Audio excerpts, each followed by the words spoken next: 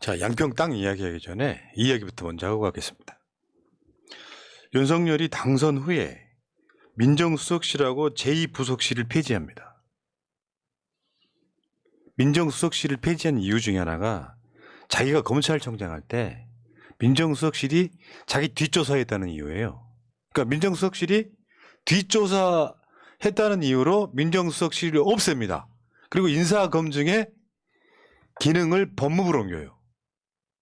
일단 이상하잖아. 그리고 제2부속실도 없애버려요. 그러니까 김건희의 공식 활동을 기록해야 될 제2부속실을 없애버리면서 제1부속실, 그냥 부속실에서 대통령하고 부인을 같이 케어하는, 서브하는 그런 조직으로 만들어 놨어요. 근데 이게 다 김건희랑 관련이 있는 조직이죠. 일단은.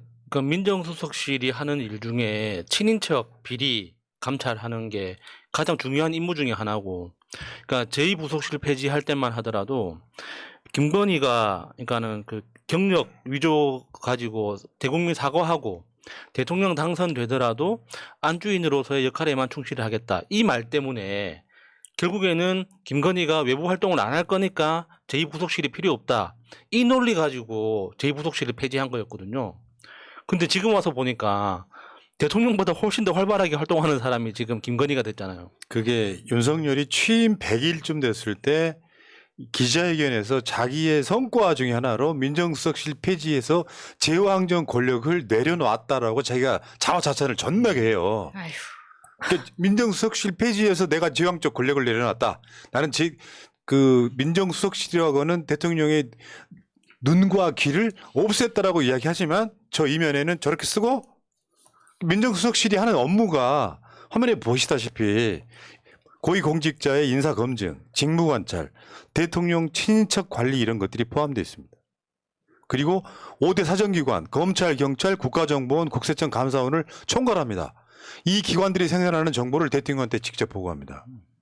이 기능을 없앴어요. 그중에 김건희랑 관련되어 있는 친인척 관리 기능이 있는 민정수석실을 일단 없앴고. 그러니까 이게 무서운 게 민정수석실을 없앤다고 해서 민정수석실이 하던 일이 사라지는 건 아니잖아요. 저건 대통령이라는 직위가 존재하는 한 저 업무들은 항상 필요한 건데 그럼 저 업무를 어디서 하고 있느냐. 그게 무서운 거예요. 그러니까 국정원으로 쪼개고 법무부로 쪼개고 검찰로 쪼개서 지금 다 각자 알아서 하고 있는 거 아닙니까? 저 일들을. 그러면 저걸 누가 보고를 할까요? 결국에는 저 업무들이 그러면 누구한테 이렇게 모여져서 보고가 될 거 아닙니까? 그 보고 채널에 대해서는 아직 알려진 게 없다는 거예요. 그러니까 그런 기능을 대통령실에서 하는 데가 있어요. 네. 근데 민정수석의 기능이라는 게 이미 정해진 게 있잖아. 아까 말씀드린 그 의미가 아예 없애고 밑에 권력기관들 감시하는 기구는 지들 안에 만들어 놓고 거기서 민정수석실의 기능 중에 친인척 관리 기능을 빼버린 거죠. 그러니까 민정수석실을 없앴다라고 보는 게 맞을 것 같고, 그 다음에 제2부속실도 폐지했잖아요. 이것도 굉장히 미스테리였단 말이에요. 당선되고 나서 얼마 안 있을 때 제2부속실 폐지한다고 하면서 김은혜가 나와서 브리핑했던 바로 그 기억이 저는 있고요. 윤석열이 입장이자 공약이다. 근데 지금 양평 문제가 생기니까 내 생각이 맥락이 연결이 되더라고요. 이게 양평 땅의 노선이 바뀐 게 대선 전후에 생긴 거예요. 대선 전후에 생긴 거야. 그러니까 당선되자마자 사실상 바뀐다고 보는 게 맞아요. 흐름상 보면 네. 정점이 바뀐다고. 그러면 제가 전에도 말씀드렸지만 당선자 시절이 임기 중에 가장 권력이 셀 때라고요. 모든 공무원이 줄 서는 시기예요. 근데 당선되고 2달 만에 취임하고 그리고 2달 있다가 지방선거가 끝나서 군수 바뀌고 원희룡 국토부 장관이 바뀌면서 아주 너고라 시킨 거잖아요. 그러니까 이런 느낌이 들어요. 나는 그러니까 김건희 이야기입니다. 나는 내가 하고 싶은 대로 다 하고 싶어. 다만 대통령이라는 부인이라는 어떤 상황에 들어가면 불편할 수 있으니 제2부속실은 없애줘 오빠. 그리고 민정수석실도 없애줘 오빠. 요 느낌으로 가고 있더라 이런 얘기예요. 그러니까 진짜 기생충 대사처럼 다 계획이 있었구나라는 생각이 드는 거예요. 요거는 다시 한번 보십시오. 김건희가 장관들한테 직접 전화한다는 이야기는 기자들은 다 아는 이야기예요. 네. 직접 전화합니다. 여기까지 보면 우리가 의혹 제기 안 해도 다 알아먹잖아요. 김건희는 공식 기록으로도 안 남아. 굳이 남는 것 중에 하나가 김건희 경호하려고 경찰들이 처가수당 같은 거 신청할 때 드러나는 정도야. 그러니까 그 계획이라는 게 엄청 치밀하거나 계산된 게 아니라 너무 단순한 거잖아요. 그러니까 대한민국 정부의 가장 큰 특징 중에 하나가 기록 문화 아닙니까? 모든, 그러니까 대통령이라는 사람의 모든 어떤 일거수일투족을 그리고 모든 발언을 기록하고 관리하는 그게 우리나라 행정부의 가장 큰 특징 중에 하나인데 지금 윤석열 정부에서 제대로 기록하고 있다는 거 우리가 본 적이 없지 않습니까? 뭐 대통령이 구두로 지시했다는데 그 지시받은 기록은 아무 데도 없어. 그렇지. 킬러 문항. 예, 그러니까 이게 굉장히 치밀한 계산을 통해서 민정수석실을 없애고 제2부속실을 없애고 이게 아니라 나는 감시받기 싫다. 나는 기록되기 싫으니까 뭐 나를 쳐다볼 수 있는 눈은 다 없애달라. 단순한 계획 아닙니까? 내 마음대로 하겠다. 지시를 대통령이 내리지 않으니까 기록할 수 없을지도 모릅니다. 내려놓은 제왕적 권력을 누군가 다른 사람이 가져갔을 수 있죠. 그러니까 그 사람은 지시를 할 거 아니에요. 자, 결국에는. 입장 가봅시다. 양평 땅으로 갈게요. 대선 전후에서 1년 예정 고속도로 보고서가 50일 만에 뚝딱 만들어져요. 50일 만에. 근데 윤석열 공약은 에타 통과한 원안이었어요. 양서면 쪽이었다고. 근데 그 인수위 시절에 타당성 조사 영역업체가 선정이 돼요. 인수위가 됐는데 그러니까 남편이 검사가 대통령에 당첨이 됐어요. 그러니까 인수위 시절에 타당성 조사 영역업체가 선정이 돼요. 뭔 말이냐면 이미 양평 쪽엔 다 소문이 난 거야. 양서면으로 간다고. 근데 누가 생각해 보니까 이 노선을 바꾸고 싶은 거야. 우리 쪽 땅으로. 딱 그 정황이잖아 지금. 그러니까 오늘 어떤 방송에 국민의힘 측 인사가 나와가지고 이 사안에 대해서 완전 발작 버튼 누린 것처럼 진짜 난리를 치던데 그 사람이 난리친 이유는 그거였습니다. 그러니까 이 사업은 타당성 조사하는 이 용역은 문재인 정부 때 처음에 발주가 돼서 계약이 윤석열 정부에서 이루어진 것뿐이지 결국에는 타당성 조사 과제 구성 자체는 문재인 정부에서 한 거기 때문에 문재인 정부 책임이다. 이런 이야기를 하더라고요. 근데 그게 말이 안 되는 게 그러니까 형식적으로는 맞죠. 과업지시서라고 해가지고 이런 일로 용역을 구합니다라고 공지가 올라간 건 그러니까 문재인 정부 때가 맞습니다. 그런데 지금 이 회사는 과업지시서를 그 중요한 거는 어떤 일을 할 거냐 타당성 조사를 하는 게 이 과업이었지 않습니까? 근데 이 과업 자체를 바꿔버린 거예요. 그러면 계약 위반이거든요. 야, 원래 이거는 용역업체로서는 상상을 못하는 일이에요. 원래 네가 할 일은 타당성 조사를 하는 게 이게 네가 할 일이지 이 과업 자체가 옳냐 그르냐를 판단하는 게 아니란 말이에요. 근데 지금 업체가 갑자기 나서가지고 이 과업 지시 자체가 잘못됐습니다. 이렇게 이야기했다는 거예요. 그러니까 이게 그러니까 복잡해지면 사람들이 싫어한다고 가볍게 한번 보자고요. 민정수석실을 없앤 이유랑 연관이 있어 보이니까 윤석열 공약은 예타를 통과한 원안이었고 인수위 시절에 타당성 조사 영역업체가 선정돼.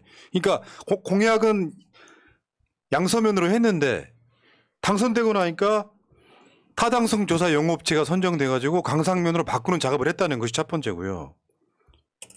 1년 예정된 조사가 50일로 단축이 됩니다. 윤석열 당선 이후에요. 1년 예정돼 있는 조사가 50일로 단축이 돼요. 그 다음에 그러니까 이번에 KBS 수신료 분리수거래. 분리징수랑 똑같은 맥락이에요. 1년 지나야 될 게 50일로 단축한 후에 종점 변경이 결론이 나요. 이건 누구 힘이 작동을 했겠냐고 첫 번째.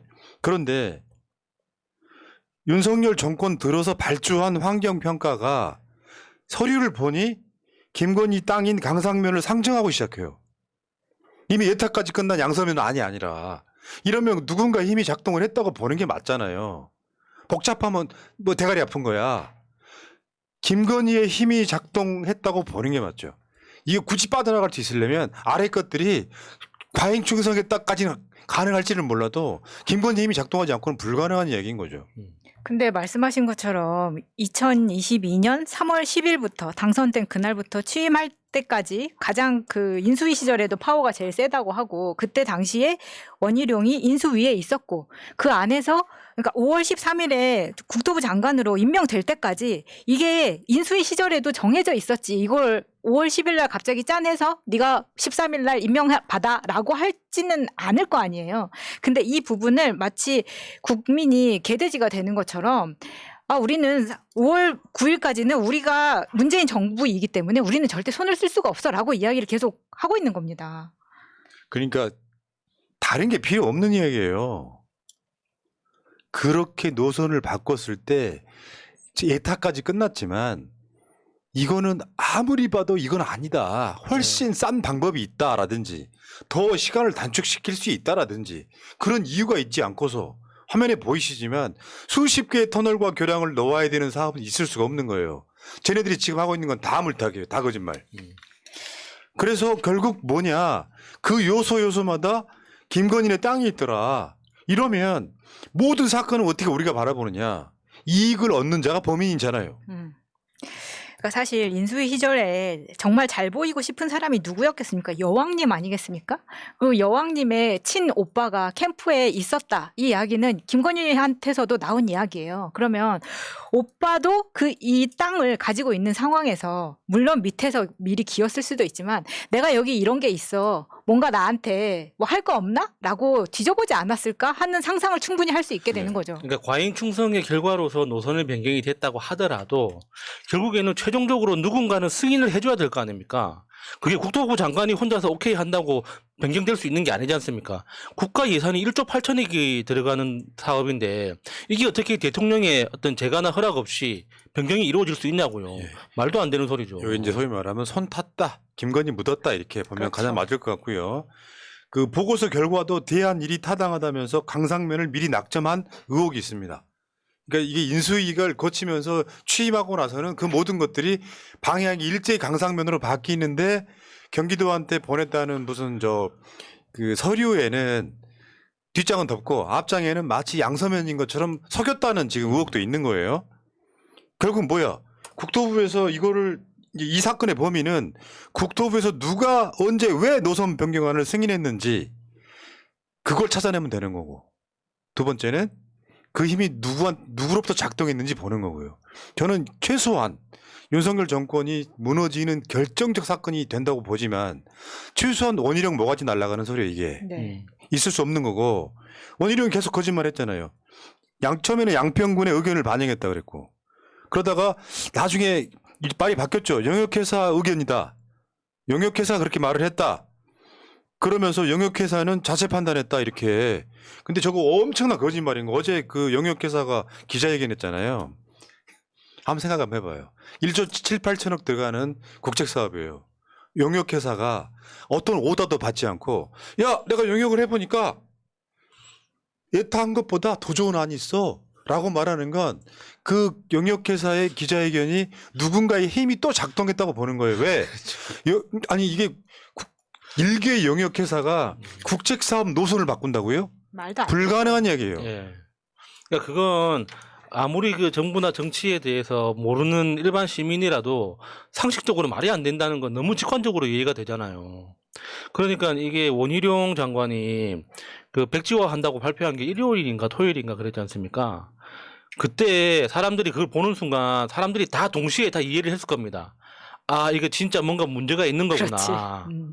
그러니까 그런 문제가 있는 사업이 아니고서는 장관이 저렇게까지 나와가지고 떠들들인가 다들 직관적으로 이해를 했을 거 아니에요. 그러니까 이제 불리해지니까 영역회사가 기자회견을 하고 우리가 자체 판단해보니까 이거 강상면 아니 맞더라라고 기자회견 하게끔 하지 않았느냐 이런 생각을 해보고요. 결국 뭐예요? 국토부가 얼마나 비겁한 거잖아요. 민간 업체가 의견 냈으니까 우린 바꿀게 한데 마침 그 정점에 김건희 땅이 있네요. 있을 수 있는 이야기냐고요. 공무원들한테 물어보면 말도 안 되는 소리라고 나한테 화를 내요. 그 개소리 누가 하더냐고. 원희룡이 하더라. 그러니까 이게 이 상황 자체가 너무 말이 안 되니까 국민의힘 내부에서조차 이건 김건희가 전 재산 사회 환원해야지 끝난다. 이런 식으로 이야기를 하더라고요. 근데 과연 그렇게 자기 재산을 포기할지는 모르겠지만. 일국의 국토부 장관이라는 놈이 자기 칠판에다가 그림 그려가면서 막 신뢰를 쳤던 민주당 안이 잘못됐다고. 근데 조선일보 그 작동한 거 있잖아요. 꺾어진 거. 직각으로 꺾어진 거. 이걸 갖고 와서 이거 말이 안 된다고 막 소리를 지른 거야. 가보지도 않았나? 알면서 그 거짓말 하는 거죠. 그리고 1차 협의할 때, 이거 바꾸는 1차 협의할 때 민주당 소속인 경기도만 쏙 빼놓고 반대할 게 뻔하니까요. 이게 무슨. 그래서 민주당이 원희룡을 공수처에 고발했죠, 지금. 저분들이 이번에 우리 새날 방송 나왔던 최재관 위원장 포함해가지고 경기도 지역위원장, 경기도 군의회 의원들인데 뭐지 공수처는 크게 뭐 내가 봤을 때는 크게 뭐 기대가 안 되죠. 기대는 안 하지만 공수처에 고발을 했고요. 근데 오늘 그 프로 고발로 이종배 있잖아. 네. 서울시의원 비례로 꽂아줬던 네. 사준모. 사준모. 그 이종배가 최재관 위원장을 또 막 고발했어. 아 지겨워 진짜. 진짜. 아, 정말 부지런한 그 악마의 세력들입니다. 근데 자, 이제 일부에서는 왜 그 원희룡 탄핵하지 않느냐, 원희룡도 탄핵해야 된다, 이상민처럼 그러는데 이 케이스는 탄핵이 민주당한테는 그렇게 좋은 카드가 아니에요.